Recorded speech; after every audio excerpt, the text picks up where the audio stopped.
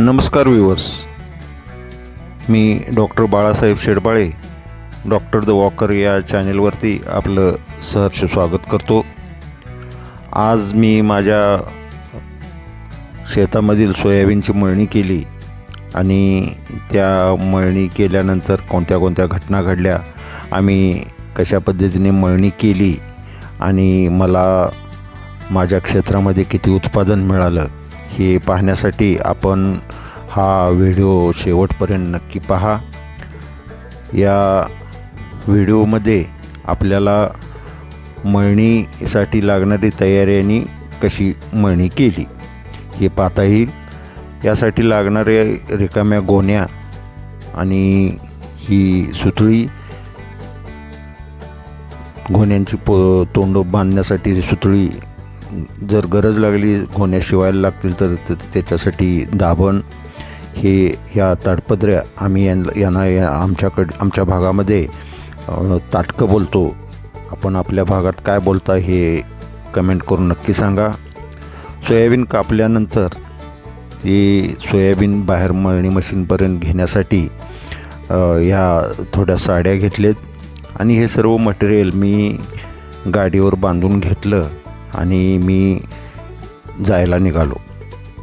खरे पाहता मी आज सकाळी लवकर जायला पाहिजे होतं, पण मला जायला 9:15 9:30 झाले आणि मी शेतात जाऊपर्यंत म्हणजे कापायला येणारी लोक, सोयाबीन कापून मळून देणारी लोक माझ्या आधीच येऊन कापायला त्यांनी सुरुवात केलेली होती.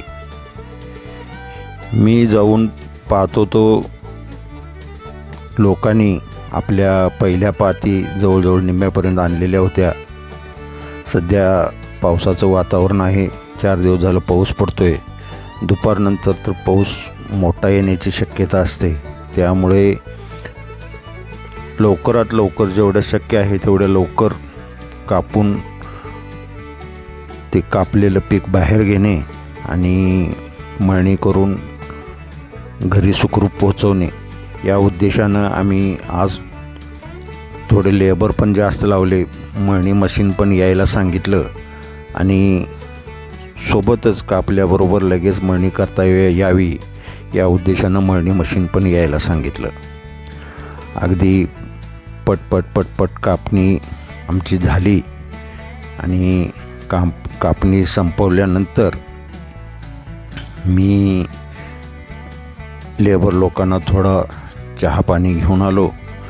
चहा बिस्किटं घेतल्यानंतर त्यांना एक 10-20 मिनटं विश्रांती घ्यायला सांगितली, कारण मळणी मशीन घेऊन येणारा ट्रॅक्टर काही प्रॉब्लेममुळे थोडा वेळ होणार होता, एक अर्धा तास, त्यामुळे त्यांना थांबायला सांगितलं. हे माझं कापून संपलेलं आहे आता आणि संपल्यानंतर आता मी त्यांना चहा घेऊन आलो आणि मग ते चहा घेऊन एक 10-20 मिनटं विश्रांती घेतली. त्यानंतर मशीन आल्यानंतर पहिल्यांदा मशीनच्या जागेवरती सेट करून घेतलं. त्याच्या खाली आम्ही ते ताडपत्र्या अंतरल्या आणि मशीन व्यवस्थित सेट करून घेतलं आणि व्यवस्थित मशीन सेट झाल्यानंतर मी लेबर लोकांना सांगितलं की आता आधी आपण थोडं आणून इथं रचूया, कारण आपल्याला एकाच वेळी मळणी मशीन पण आणि बाहेर वाहतूक करणं पण शक्य नाही, कारण आपण वाहतूक करत थांबलो तर मळणी मशीनला तेवढं मटेरियल आपण पुरवू शकणार नाही, कारण सोयाबीन चांगलं वाळलेलं आहे आणि ते पटपट संपत जाईल. तेव्हा आपण थोडं आणून बाहेर रचूया. त्या पद्धतीने लेबर लोकांनी सुरुवातीला काही सोयाबीन बांधून मी घरून आणलेल्या साड्यामध्ये बांधून घेऊन बाहेर वाहतूक केली आणि थोडं ढीग तयार झाल्यानंतर मशीन मगच चालू केलं.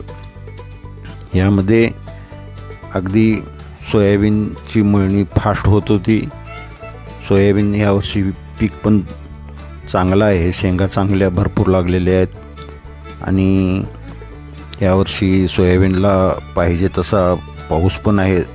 सोयाबीनच म्हणण्यापेक्षा यावर्षी सर्वच पिकांना योग्य असं वातावरण आहे, त्यामुळे सर्वच पिके चांगली आहेत.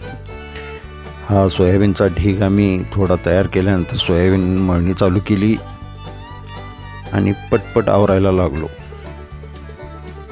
या माझ्या सोयाबीनच्या क्षेत्रामध्ये माझं हे सोयाबीनचं एकूण क्षेत्र 35 गुंठेच होतं. 35 गुंठे क्षेत्रामध्ये मला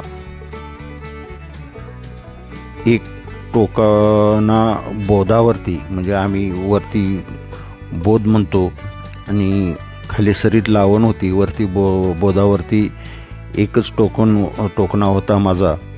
आपण बोधाला कदाचित भोंडा म्हणत असाल किंवा अजून काय म्हणत असाल तर कॉमेंटमध्ये नक्की सांगा. या अशा परिस्थितीमध्ये मला 9 क्विंटल सोयाबीन मिळालेलं आहे. तसं पाहायला गेलं तर 5.5-6 क्विंटलच निघतं, पण 9 क्विंटल सोयाबीन ह्या वर्षी मला निघालेलं आहे. अगदी चांगलं समाधानाचं आहे. आणि अशा पद्धतीनं आम्ही सोयाबीनची मळणी पूर्ण केली. करतो तोपर्यंतच तिथे व्यापारी पण टेम्पो घेऊन आले. रस्त्यावरच माझं शेत असल्यामुळे व्यापारी टेम्पो घेऊन आले. त्यांना आम्ही तिथंच दिलं. आम्ही घरीसुद्धा अक्षरशः आणलं नाही. आणि अशा पद्धतीनं आज माझी मळणी पूर्ण केली. हा जर व्हिडिओ आपल्याला आवडला असेल तर लाईक,